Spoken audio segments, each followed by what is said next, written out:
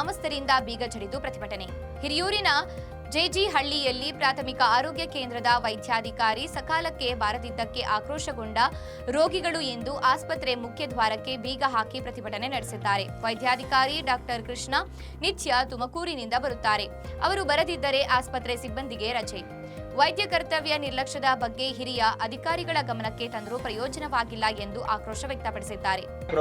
ಇಷ್ಟೊತ್ತಾದ್ರೂ ಬಂದಿಲ್ಲ, ಟೈಮಿಂಗ್ಸ್ ಇಲ್ಲ, ಏನಿಲ್ಲ, ಮತ್ತೊಂದಿಲ್ಲ. ಅವರಿಗೆ ಯಾವ ಬೇಕಾದ್ರೂ ಬರ್ತಾರೆ ಹೋಗ್ತಾರೆ. 4 ಗಂಟೆ ಬಾಗ್ಲ ಹಾಕೊಂಡು ಅದೇ ಹೋಗಿರ್ತಾರೆ. ಇಲ್ಲಿ ನೋಡ್ರಿ 9 ಗಂಟೆ ಆದ್ರೂ ಡಾಕ್ಟರ್ ಬರೋಲ್ಲ ಅಂತಾರೆ, 10 ಗಂಟೆ ಆದ್ರೂ ಬರೋಲ್ಲ ಅಂತ ನೋಡ್ರಿ. 12 ಗಂಟೆ ಟೈಮಿಂಗ್ಸ್ ಆಗಿದೆ ನೋಡ್ರಿ, ಆದ್ರೂ ಡಾಕ್ಟರ್ ಬಂದಿಲ್ಲ. ನರ್ಸುಗಳು ಇವ್ರು ಮಾತ್ರ ಒಂದು 3-4 ಬರ್ತಾರೆ, ಅವರೇ ಡಾಕ್ಟರ್ ಆಗ್ಯಾರೆ ನರ್ಸು ಇಲ್ಲಿ. ಹಂಗಾಗಿ ಇಲ್ಲಿ ಏನ್ ಮಾಡ್ಬೇಕಂತ ಗೊತ್ತೇ ಇಲ್ಲ ನಮಗೆ. ಹಂಗಾಗಿ ಬೀಗ ಹಾಕೋಣಂತ ಮುಂದೆ ಬಂದಿದ್ದೀವಿ ಇಲ್ಲಿ.